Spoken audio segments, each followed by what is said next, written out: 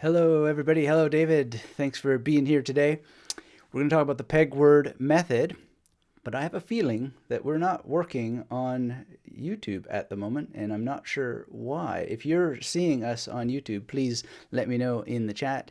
If not, it looks like we're only going to Facebook for some reason. So please say hello if you're in the chat, and if not, we're going to have to abandon course and perhaps start again. There's all kinds of updates going on to YouTube, and that's a bit confusing. But let me know if you are actually able to see anything on YouTube before we get into the wonderful Peg method. All right, so it looks like not, judging by that lack of response. So I am going to YouTube was not working 1 minute ago. Is it working now? That's the question before we roll on, because obviously we want to be doing this using the software as it's supposed to work, and I don't know why it hasn't been working on YouTube, but maybe it's working now. I don't know. No, it seems like we're still offline there and people are waiting for it to start. So I'm going to go back and see what we can do and talk to you in a minute. Thank you for your patience. David, it might not show up.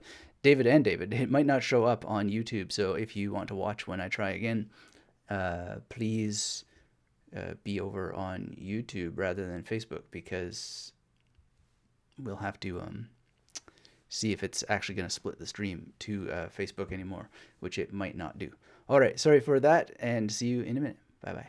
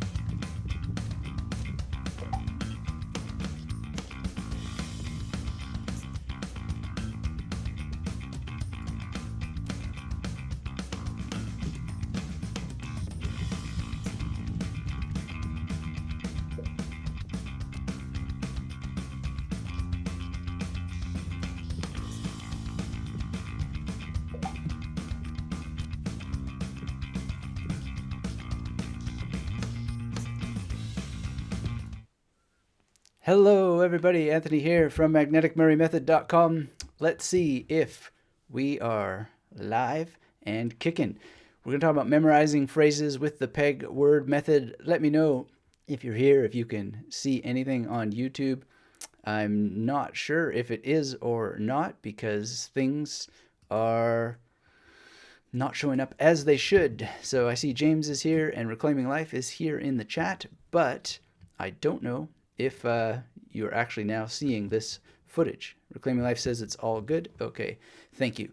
So really appreciate that, and apologies for the disruption. If you're watching us live, hit the thumbs up. Let me know in the chat where you are, what you're doing, what you're thinking, and if you're watching the replay, get involved in the discussion below, assuming a replay actually shows up. So in any case, these are the things that go on in the world of constantly needing to update things, which is how that it goes. And we need to constantly update our memory, of course. And so that is something that never ends. As long as you have a brain, it's got to get its workout, right? And in order to keep it working out, we got to train, we got to explore new ways of doing things. And it is nothing that ends. It's always going to be ongoing and very, very important to treat it that way. So just like with the muscles, I was at the gym this morning. Sure would like to not go to the gym sometimes, but got to train. Same thing with memory techniques. As with the gym, you also got to try and add new different things, different variations of the same thing, etc., because you need to grow. You need to grow. So that's what we're going to talk about today with respect to the Pegword method, because there is a way to use the Pegword method for phrases. And we'll talk about that and see if that's something for you. I don't know if it will be something for you or not, but one of the cool things about the Peg whole system or method is that it's a great entry-level way of using memory techniques. So David's here from Tennessee. Good to see you, David. David is here from Chicago. Great to see you. Monst is here. What's up, Monst?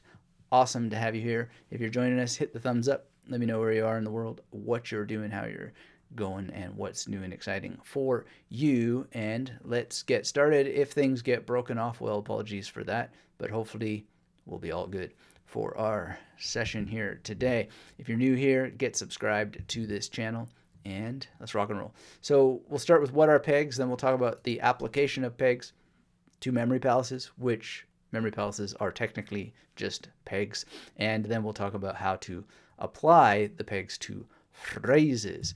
So what are pegs? Well, normally, let's just look at what they're considered useful for.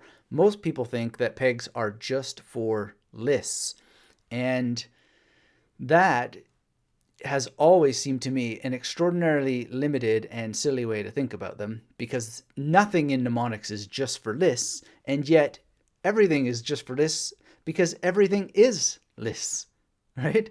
There's nothing that is not orderable in a list. A sentence is just a list of words, right? A formula is just a list of numbers and symbols. It's just, everything's a list. So when we think that these techniques are just for lists, like the Pegword or the Memory Palace or whatever, we are fooling ourselves, because everything is a list, and it's not just for lists, because phrases are not considered lists, but they are lists. Anyway, that's confusing the things a little bit.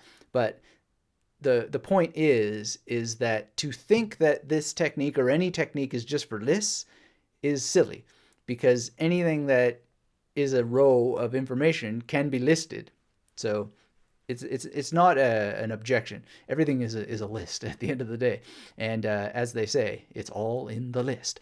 All right, so Ahmed is here from Göttingen. Guten Tag, guten Morgen, or guten Abend, glaube ich. Good to see you. V. Gates dear. Austin is here from Montana.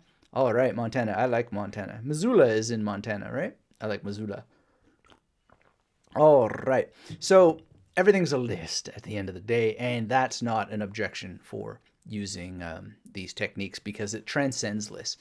Now, the way that it's taught is usually linking rhymes with numbers, right? And if you know your Bruno First, he was a great popularizer of this.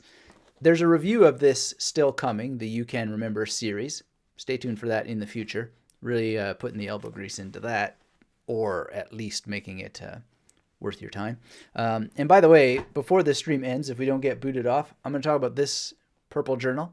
Very, very interesting and special. It has a very nice logo on it. And we'll talk about a couple of books that I'm reading that you might be very interested in. So we'll talk about that at the end. But if you're just joining us, hit the thumbs up. Let me know where you are in the world, what you're doing, what you're thinking, how things are going. Sam is here also in Brisbane. Good to see you, Sam. I love Brisbane. It's a beautiful day today. Maricela is in the house. Hello, hello, hello. So wonderful, wonderful, wonderful. So the basic lists, and you can learn stuff like this from good old Dr. Bruno first. Can anybody guess what might be the pun in his name? Bruno first. Bruno first. 1 is a bun, 2 is a shoe, 3 is a bee, 4 is a door, 5 is a hive, 6 is sticks, 7 is my friend Evan, 8 is a gate, 9 is just fine or a pine, cone, needle, etc. 10 is a hen, and so on. So that's the typical arrangement. Usually people take it up to 20. One of the things that people have a lot of problems with, though, is they make it vague, right? So 1 is a bun. Well, yeah, you can remember that pretty easily because of the rhyme structure. But which bun is it? Make it specific. Make it the bun, perhaps, at the Last Supper that Jesus shares with Judas, for example. Make it a hair bun that you know someone in your family always used to wear, etc. 2 is a shoe. Well, which shoe, right? Is it your favorite pair of Pumas or whatever? By the way, there's actually a number of ways to approach the Pegword method, and there's a link down in the description that will help you figure that out if you are interested in more. But that's the general gist of it all. And you want to think about developing it, whether you're going to use it or not, because it's great brain exercise, it's a great memory exercise, and it's a great way of learning these techniques as an introduction to how they work. And it's cool because it maps easily onto well-formed memory palaces. So we'll talk about that in a minute. But if you've got your memory palaces rocking and rolling, then you're going to have a lot of fun with them. And as I say, there's at least 4 different kinds of pegs. And so if you follow the link down below, you can read a full post on these 4 different kinds of peg methods. And it's illustrated using Cobra Commander, talking about the major system as well. So Cobra Commander is a particular part of my 00 to 99, and we get into that in detail. You can check that out, and I hope that you do.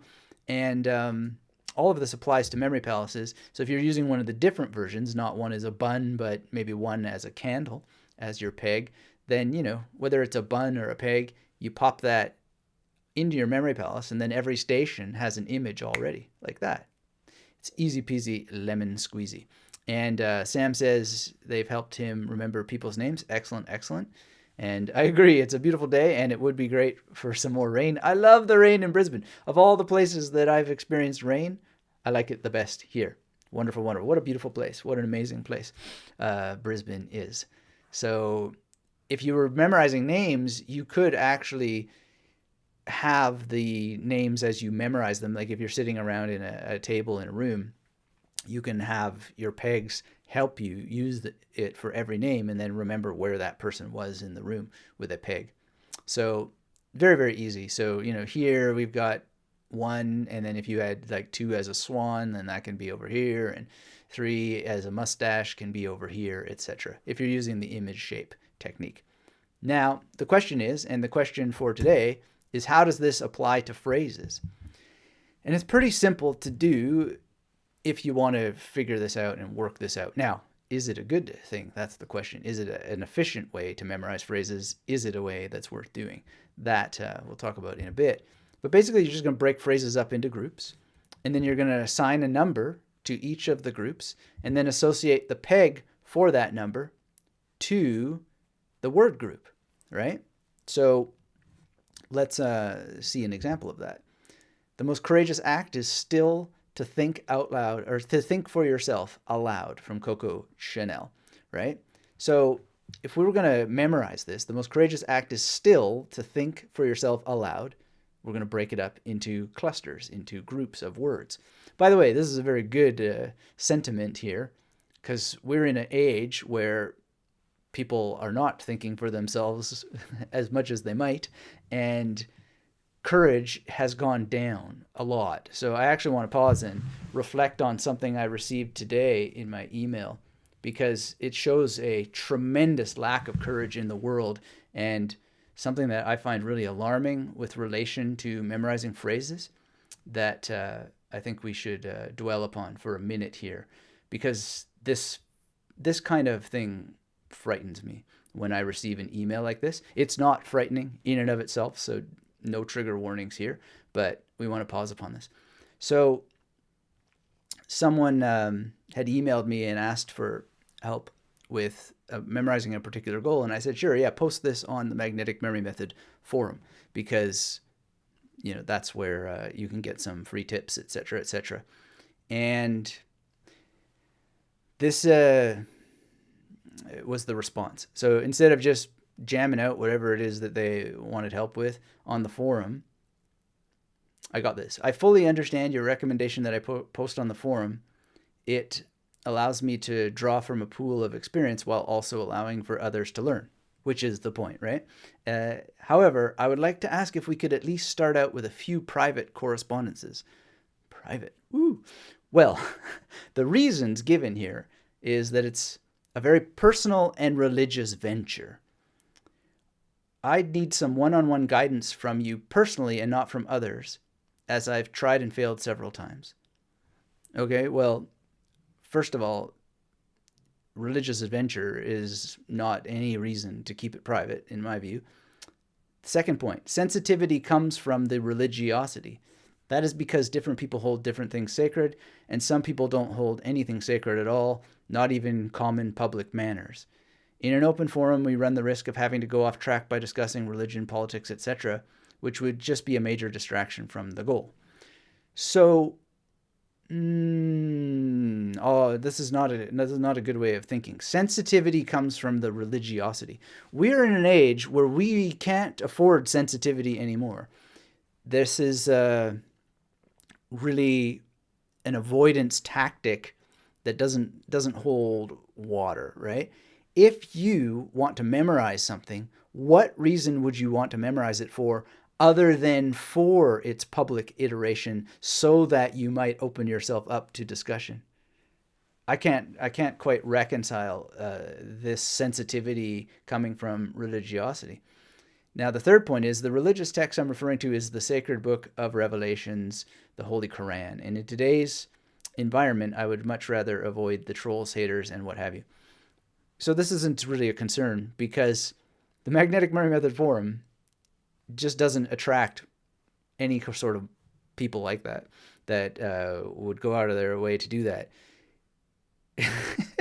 It's strange what hard work it is to get it to attract anybody for anything, right?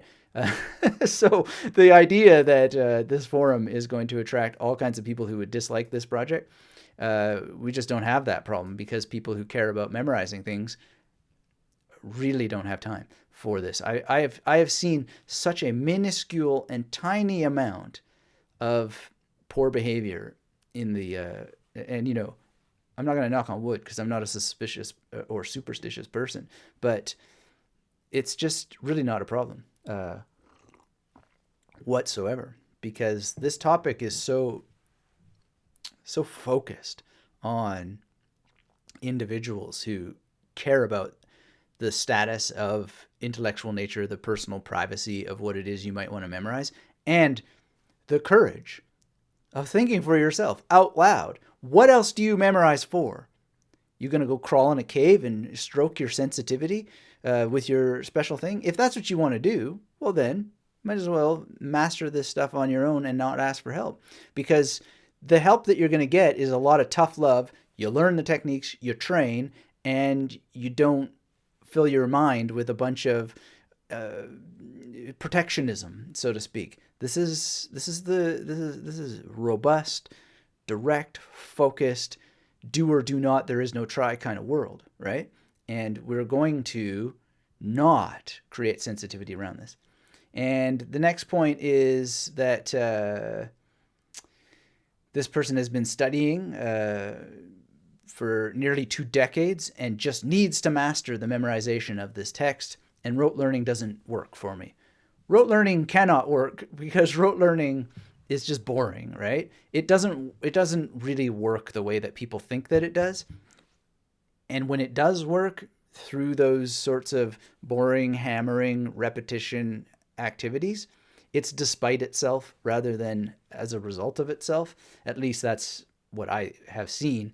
And usually in the boredom, people come up with other strategies. And what they're doing is perhaps not elaborative encoding like mnemonics, but they're still doing some sort of elaboration and connecting beneath the surface in order to make that sort of hammering go on. At least when I talk to people who do a lot of rote learning, that's what I've discovered. They're not really rote learning. They're coming up with other strategies as they go along. So it's very, very, very powerful. Thanks for that, William. I'm almost concerned that things have gotten so sensitive these days that to even use that word as you are using it will cause some sort of issue in terms of robots reading our intention here. But since you use that word, let's go for it, because there's a great saying that says that no avalanche was ever created by a single snowflake, and yet many of them take responsibility for the storm once it starts to roll. Anyway, so yeah, that could apply here. That could apply here. But the point that we carry on here is that rote learning doesn't work. No, rote learning doesn't work. In fact, no technique works. It's you that make the techniques work. And so you can make rote work, quote unquote work, but I don't recommend it. Sam asks, do you think courage and confidence impact each other? Well, I mean, how could they not? Good question. But let's think, what are our definitions of courage and what are our definitions of confidence, right? And if we take the Aristotle line of the golden mean, they would wrap together. But both courage and confidence, I mean, if I think of Aristotle's golden mean, you would have bravery on one end and just reckless bravado on the other. And so it can be that courage and confidence together are reckless bravado that cause issues and problems and destruction. But courage and confidence together could be the thing that create genuine bravery. And I don't know, this person may be exercising genuine bravery in writing at such length and in such confidence about this particular issue. But is that courage and confidence in sharing in such depth why he would not use the forum to talk about this goal? Is that actually leading him away from the courage and confidence that's going to be needed? And so I'm not really judging this person, but what I'm doing is showing that this is a larger problem that a lot of people have, and it has nothing to do with the actual topic at hand. It's a larger issue. It's an issue of people actually not taking on the responsibility that comes from the power of knowledge, right? And also, it's a little bit of being the exception to the rule. So you want someone's help, but you only want it in the way that you want it, as opposed to the way that's most likely to help you. And that exceptionalism doesn't actually help the person. Nobody is the exception to the rule. We have always the fantasy to be the exception to the rule. I will get special treatment because I have these sets of conditions that if only they would be met by the person I want help from, then I will get the help that I need. That's not how it works. I can't think of a situation in which that sort of exceptionalism can work, would work, or even should work. It's part of the problem. Every person who wants to learn a skill or master a technique or whatever, they need to stop the fantasy of being the exception to the rule, and they need to simply show up and allow the rules to set them free, as Tony Buzan would put it. And so don't even, think of picking up something like this, thinking that this is going to have the magic secret that allows you to somehow do it some other way. All he's doing is asserting the basic rules of mnemonics, and you need to embrace the rules so that they might set you free, not new shiny book or new shiny thing that's going to somehow set you free, because it's all just pointing you back to the fundamental rules that govern your brain, that govern how the techniques work, and really urging you to just submit yourself to how they work. So there's really not a whole bunch of unique experiences that are going to come up for any individual. And so when we think back to that great question from Sam about, courage and confidence impacting each other, you have to have the courage and the confidence and the competence to submit yourself to something that's larger than your wants or your needs or your preferences. You have to get outside of, as they say, your comfort zone, and you have to be willing to do it consistently long enough for you to see the wisdom in the structures and the laws that are larger than your wants and needs. So there's that whole thing. So rote learning just doesn't work with me and needs the alternative, and amen to that. Everybody needs that. And then he names studying at a particular university that is nearly 1,050 years old and was once in its heyday the Harvard of the Islamic world, which practices and teaches as a balanced and moderate approach. And it's always best to avoid having too much of an online presence, as this part of the world is rife with conspiracies, paranoia, and unnecessary heavy-handedness at times. There, my friend, is where you precisely need to get in the online world and start, buck up, man. You're just part of the problem if you constantly hide and don't speak up and don't practice publicly what it is that you want to do. We're going into a situation where more and more transparency is going to be required of us. We are already so hook, line, and sinker into the use of our behaviors, even though we didn't fully understand the Pandora's box that we were opening in terms of what transparency means as opposed to data analysis. And it's such a fascinating thing. But if you really want to have a stake in the way the world is going to move forward, you got to speak up. You precisely have to tackle that world, as he puts, rife with conspiracies, paranoia, and unnecessary heavy-handedness.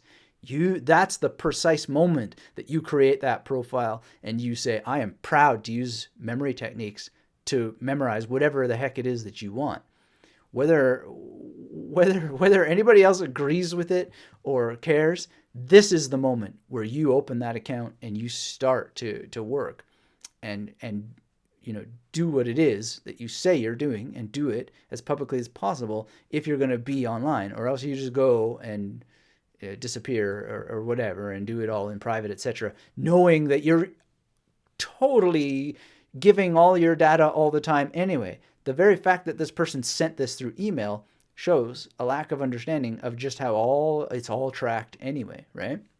And so this is an interesting thing to think about when we think just about the nature of how this project has grown. Because every time that I do surveys, people they're essentially lying. They say one thing, but the way that they actually behave is a different thing.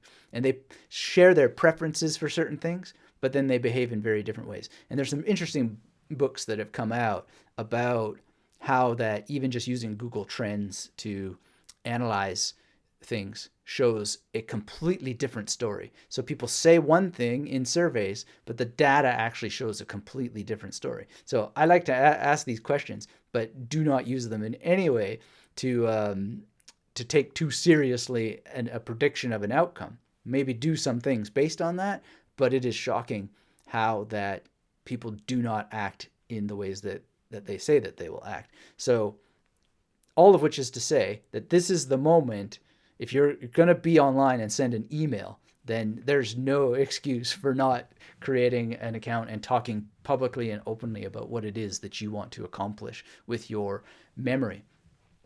And so he says, and this is what's so amazing to me, and I've seen this again and again and again and again, it's just that people actually use the words that expose the problem that they have.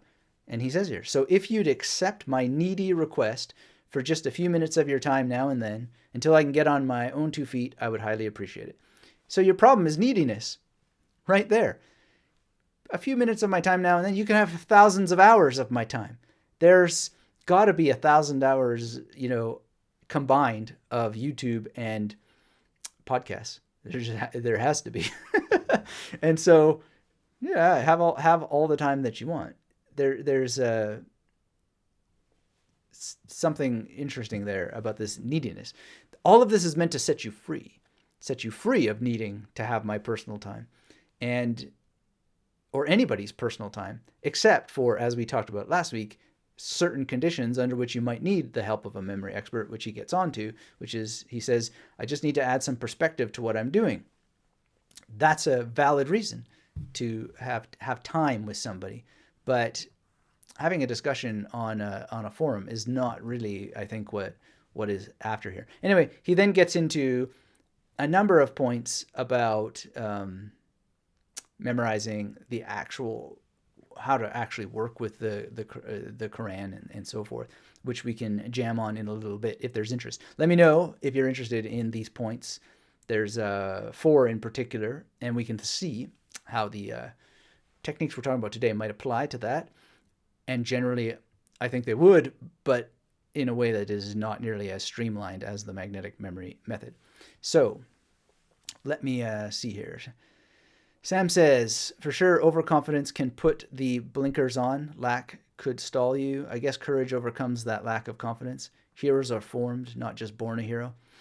Yeah, I mean, look, whenever I see those sorts of nice little phrasings, they feel good, and they're simplifications that we use to make sense out of the word. But I'm not sure that heroes are formed or born or anything like that. Hero is an after-the-fact application word where we create pictures, images in our minds, and we don't really know the full story that went into any act of heroism. So, for example, there's all kinds of situations, like the Kitty Genovese story, right? Where there's a book. There's an entire book that talks about how that story played out.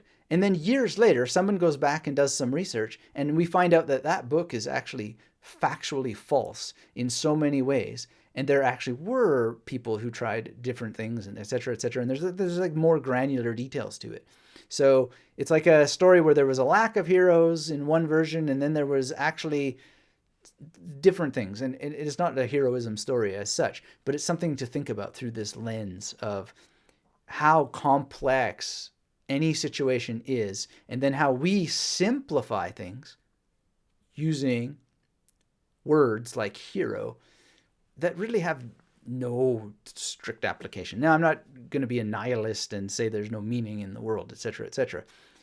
But it's an interesting thing to think about every time that we try to reduce something like heroism into it. What we're talking about here is not so much heroism. What we're talking about here is, are you going to engage in something that will help you actually accomplish a goal? And getting that courage and confidence to be able to do it in a way that if you want help, you're going to get it from the person you want it from, as that person is willing to engage in it, right? As opposed to this needy, long explanation of why it should be the case that it is given to him in the way that he prefers, right? So that's when we take heroism out of the mix. That is, and I don't want to put it into the opposite of courage and confidence. It's just exceptionalism. It takes a certain amount of courage to ask for help with this long explanation of why one should get it. But the problem here is not a courage confidence thing. It's a fantasy of exceptionalism, being the exception to the rule, being the person who, if I get it the way that I prefer it, then some magic thing is going to happen, right? So that's really what I'm getting at here. And I could be wrong about that, but I see it again and again and again and again. Look, I've recorded now the conversation with James Gerwing because he won the 2019 Canadian Memory Championships. I was astonished by just how central the magnetic memory method was to it. In fact, it never would have happened without it, as he says it. And you can hear it in his own words when we put it out.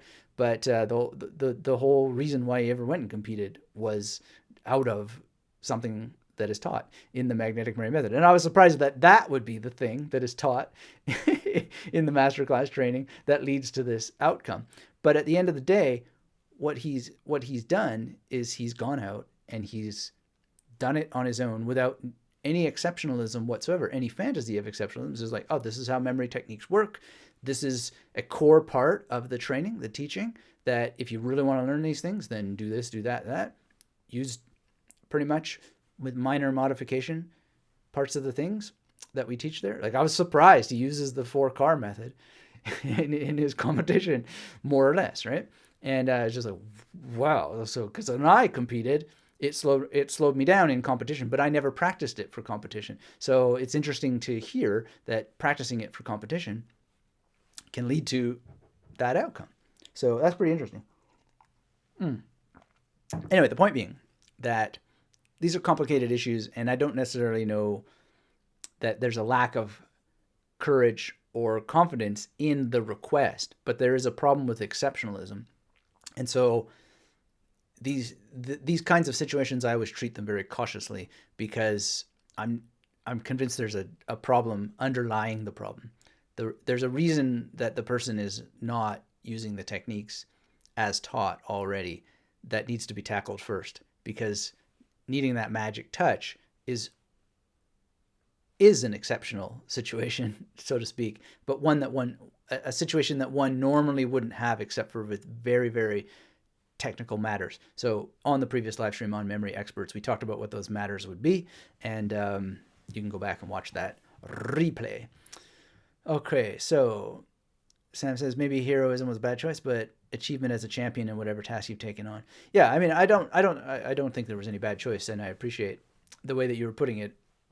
I think it actually enabled us to speak more directly to what needed to be what I was trying to get at. So I thank you for clarifying as well.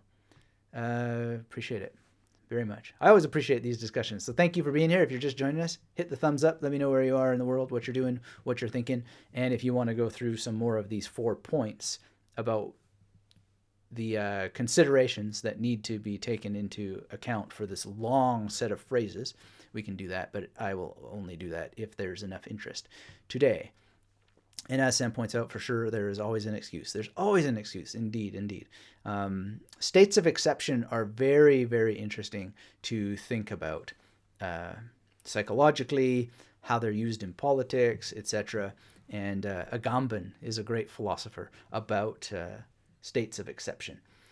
When I was at European Graduate School, I unfortunately didn't have a chance to join one of his seminars because I was faced with a choice between Agamben and Zizek, but not faced with a choice in terms of reading the books of both. So didn't miss out in the end, even if I did a little bit. All right. Let's see here. And Reclaiming Life said to Mateus, it depends on the way you're going to be using the... Oh, I must have missed something in the chat. Let me look back very briefly here. Mateo says, can I use a person in object section when I'm making my 00 to 99 PAO system? And Reclaiming Life says to him, it depends on the way you are going to be using the PAO. If it works for you, then by all means go for it. If it confuses you when it comes up, then you'll want to use an object. Yeah, so that's another thing. When you hear the James Gerwing interview, we talk about that, and yeah, as William Reclaiming Life says, it depends on how you're going to use it, and you definitely want to reduce confusion. And think of it as a journey. Think of it as something that's going to evolve over time. So just get one version done, play around with it, use it both in practice and when it matters, when there's a consequence, and then evolve from there. Try different variations. And so what we're talking about today is another variation that you might like to try for phrases. And so you can add that on as something to do. Maricela says, all topics about mind psychology are interesting. I always like The heroes fly away from the criminals or fight against them using skillful tools to defend themselves or others. I like, too, how they fly and see the places from the sky where they want to be or to avoid. It is fantastic. Great. I wonder which heroes that you're referring to that fly around like that. Sounds like a fascinating set of heroes that you're referring to there. Mateus says, thank you. Samra says, it's not my fault. Yeah, there's a lot of that sort of thing going on.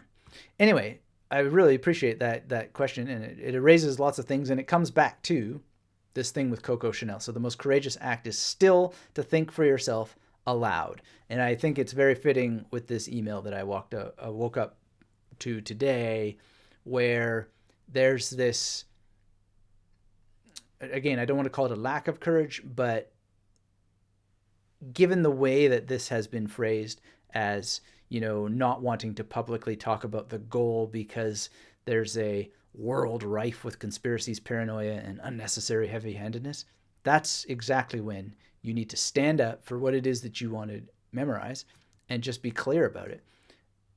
My only hope, and it's not one that one can control, is that whatever people memorize, they memorize for the good of humanity.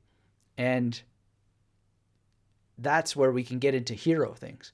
If you're memorizing something that isn't for the good of others, then we got issues.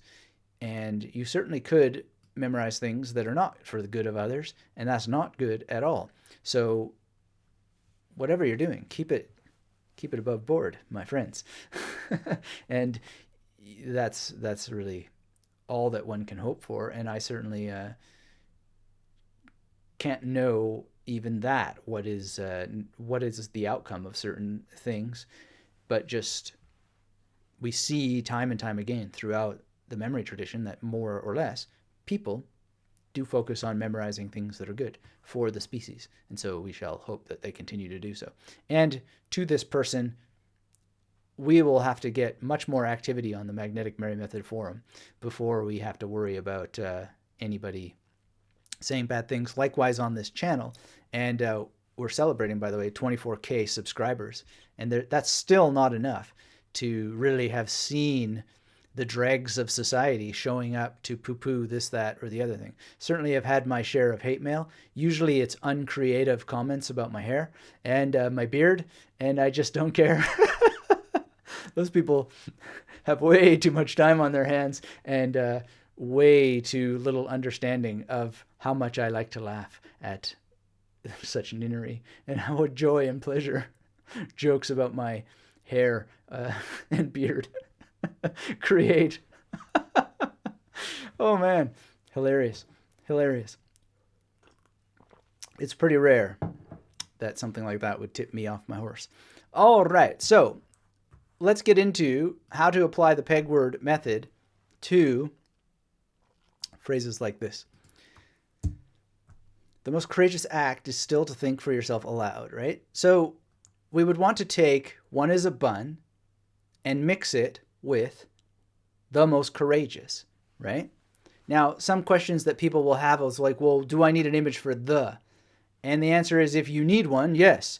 If you don't, then you don't. It's kind of a given that the sentence starts with the, but some people, there's no shame if you need an image for the, but then you have to think, how is this going to reconcile with one is a bun, right? So this is where I'm not sure this is the most efficient method, but it can work. So what you would need to think of is, if you know that one is a bun, whether you're using it in a memory palace or not, you're going to need some spatial memory. And the memory palace makes the most sense for this kind of thing in my mind, because then you can lay it out on a canvas. You can paint it somehow.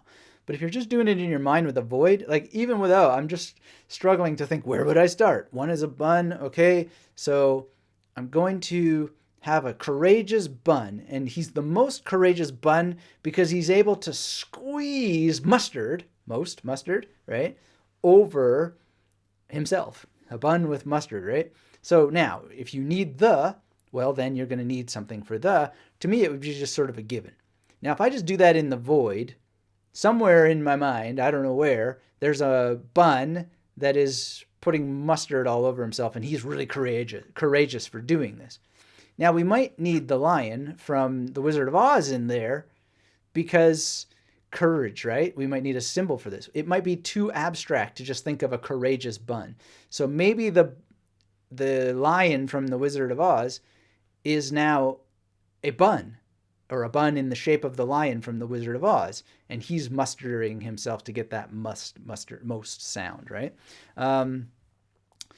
Or we might need something like the hostess with the mostess, or something like this, right? But whatever we're doing, we need to figure out what it is that is going to work, right?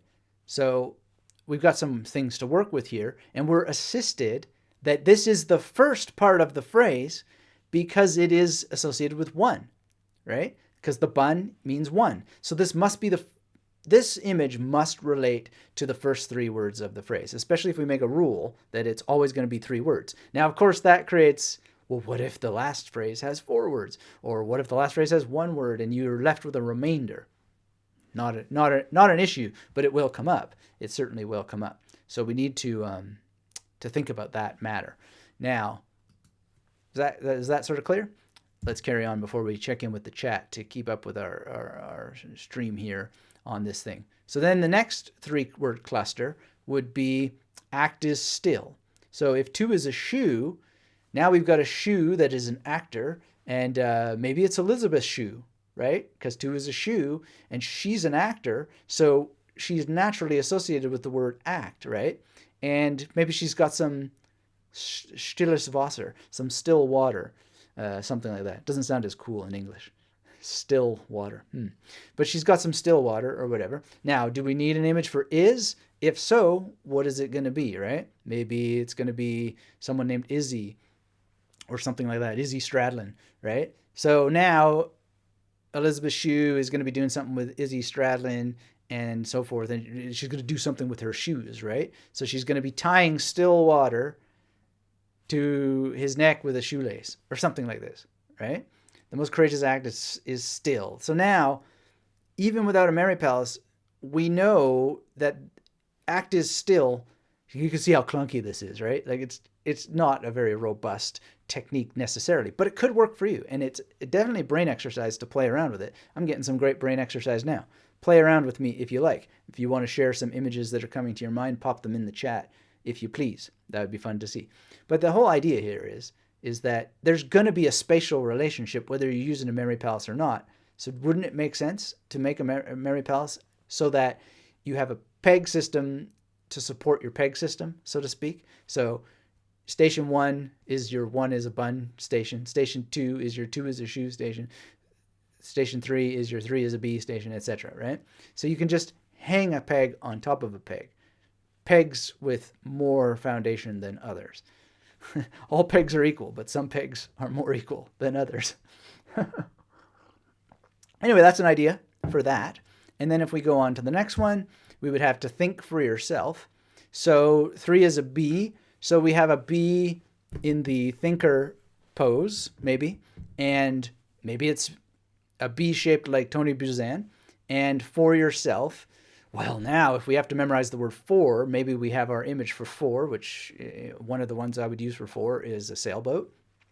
And for yourself, so the bee is the thinker. Maybe Buzan is wearing a bee costume, and for the for yourself part, he's just keeping all that bee honey for himself, right? And he's pouring it into his ears so he can think about it better. That's now number 3, right? And now we got one of those hanging integers, right? Aloud. So 4, well, then we could just have it on a sailboat. Or we could have 4 as a door, right? So it could be that the door is singing aloud, or I want it loud, or whatever, however the Kiss song goes. Lots of options there. So it could be a sailboat with Kiss on it, singing loud, and there we go. Now, who's this quote from? Well, 5 is a hive, so maybe Coco Chanel here is near a hive made out of coconut shells, and she's beating it somehow the hornet's nest coming out of the hive or whatever is going down the some channel, like a body of water sort of channel, and so forth. So basically what I think that you're doing here with this technique is you're adding an unnecessary step by using the Pegword method. But it's great brain exercise, and maybe a person could refine it. Maybe it could become the go-to method for somebody if they really like it. I have no idea. But I think it's great brain exercise to play around with and to get yourself to work with the discipline, submit yourself to the rules. So I'll leave it to you to think about, is this a good way to memorize phrases? And, use your Genchi Genbutsu, which is go and see. Go to the real place, though. That's what Genchi Genbutsu means, the real place, to see for yourself if that's going to work for you. Spend time and be thorough, and then try both with and without memory palaces, and stack on the challenge. So for me, this is already a challenge stack because I would never do things this way. It feels very unusual. It feels like an unnecessary step, as opposed to just having a memory palace and memorizing the phrases, using that sort of thing. But it's interesting. It's fun, and it is a challenge stack. And we need to stack on challenges in order to grow. So it's very, very important. So that's something to give a try to. Let me see here. Check in with the chat. If you're just joining us, hit the thumbs up. Let me know where you are in the world, what you're doing, what you're thinking. No interest at all in the rest of that email, so that is very telling. And maybe it's not a thing for the forum after all. If there's no interest here, there may be no interest there. In any case, let's see here. Claiming Life says to Maricela, just make sure that the heroes who fly around don't become an Icarus. Yeah, I briefly had an image of Icarus in my mind as well. Good one. I like the Iron Maiden treatment of Icarus. I don't know if you've heard it, but beautiful song. Sam says, small minds wouldn't be able to handle the responsibility of memory responsibility, so you're very safe in this crowd. Indeed, indeed. And I'm not sure what you mean by those kinds of pegs, Sam, but I can imagine that there's a lot of mental fun going on there. So that's what you could do with the Pegword method. Again, I don't know that it is worth doing, but Genchi Genbutsu, and let me know if you play around with it. That'd be a lot of fun to hear about. And I can see it for some people being a nice way to think about it. I just feel that it adds an extra unnecessary step, but there's also a way in which it's totally necessary to grow your skills, to add on new things, to try new things. And it's certainly brain exercise, and it is very robust brain exercise, because just thinking through it now is just like, oh, well, that's a lot of stuff going on. Just to manage the memory palace, the peg system, and then the imagery that needs to interact, that must interact with the peg system to tell you, what it was that was there. All right. So if you want to know more, there's a whole treatment on the 4 ways that I've thought of. And now this is a 5th way that I'll eventually update this page to have to use the Pegword method. The link for this is down below. You'll see how Cobra Commander can be used in different ways, using a 00 to 99 as a peg system and a memory palace. And Cobra Commander, of course, is extra close to my heart due to some strange experiences he and I have had in the memory palace that you may have heard of recently. As additional resources, you might want to look at how Mike memorized 66 Psalms. I'm still kind of blown away that he did this without a memory palace, but it certainly is possible. But as we saw today, there's a spatial memory element that is a more or less implied memory palace one way or the other. It'll always lay out specially. And then Christian Fitzharris had his discussion with us on memorizing poetry. So the links for those are down in the description below if you want to follow up. Coming up soon, later this week, mind map examples, part 1 of 3. So stay tuned for that thumbnail when it comes out. Always appreciate you watching these videos thoroughly from beginning to end to let so you can get the full knowledge, and it always lets the robots know that people care. So thumbs up when that comes out, leave your comments, etc., and there will be 3 parts for you. And So that's going to be great. I hope we do our best to make it great for you all, and appreciate your interest and support when these things come out. Reclaiming Life says the most courageous, the cowardly line from the Wizard of Oz act is still acting in front of a still for distilling alcohol to think for yourself, posing as thinker statue about talking to oneself. Aloud, talking to oneself. Okay, great, cool. So those are, I like the distilling alcohol. That's a nice one. And the thinker statue seems to work there. Nice. So cool. Thank you for that. And yeah, if you want to post anything, please feel free. This is your chance. And let me know in the chat if you have any questions, anything you want to say, and we will have a little announcement here. Coming very soon is a course that has been sitting on my hard drive for about 2.5 years now, called Genre Frameworks. And it is one of the courses I used to give at university on film genres. And so we had shot it as a video course and just never got around to releasing it. And now we're going to release it pretty quickly here, probably in a week and a half or so. So if you're interested in that, stay tuned for that.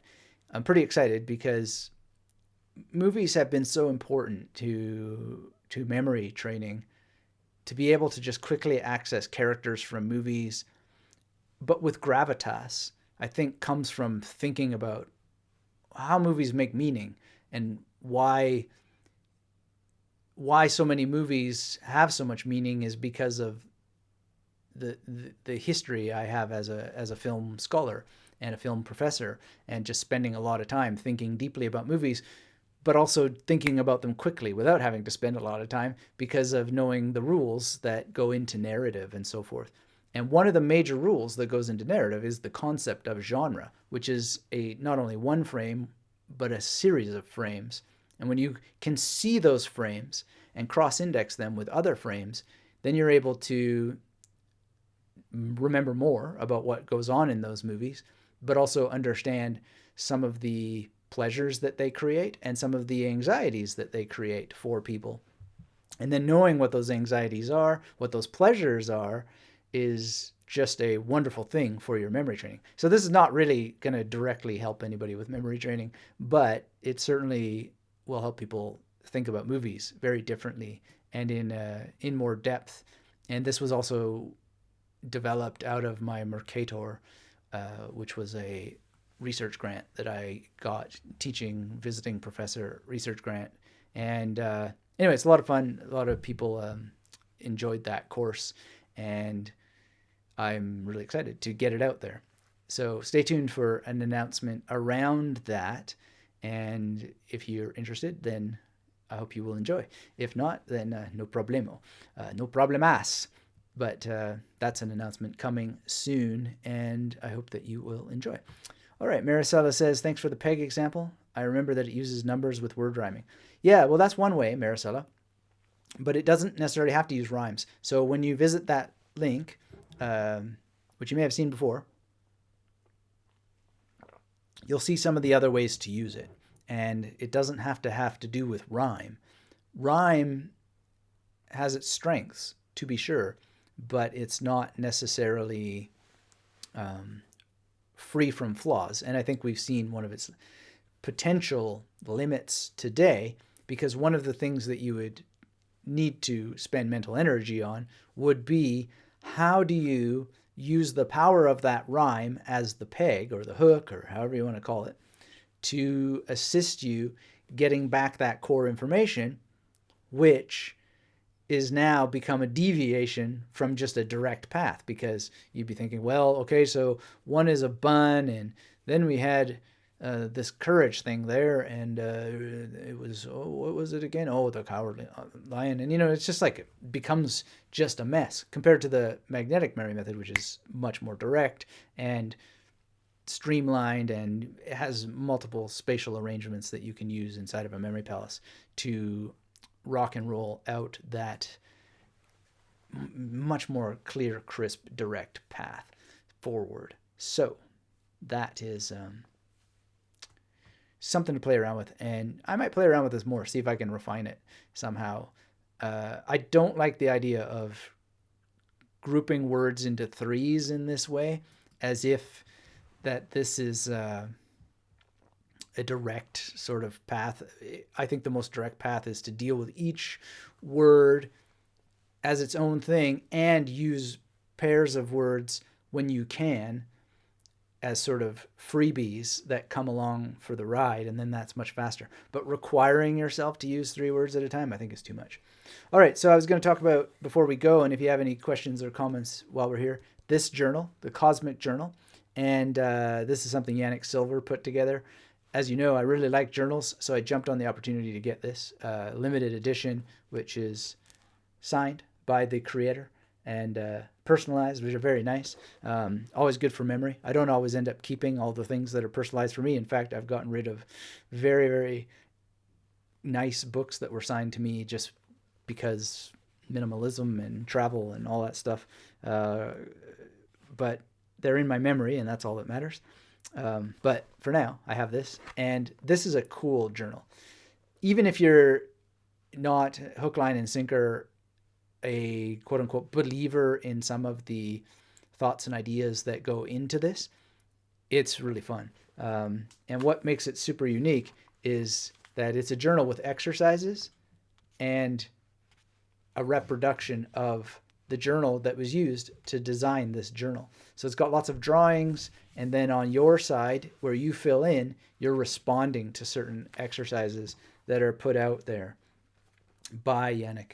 And so part of the idea has a lot to do with sort of things like a phoenix-like nature of the world and the universe and so forth, and a lot of ideas about how to get yourself in alignment, and then exercises that you can fill out. So it's a very unique journal, at least in my experience of looking at journals, because it's essentially having you have a conversation with its creator and a conversation with yourself.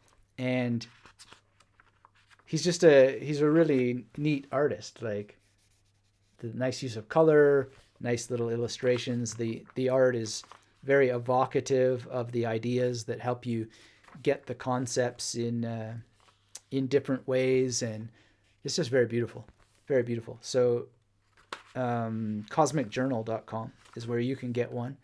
I think probably the first 88 are sold out, but it's just amazing. It's so beautiful.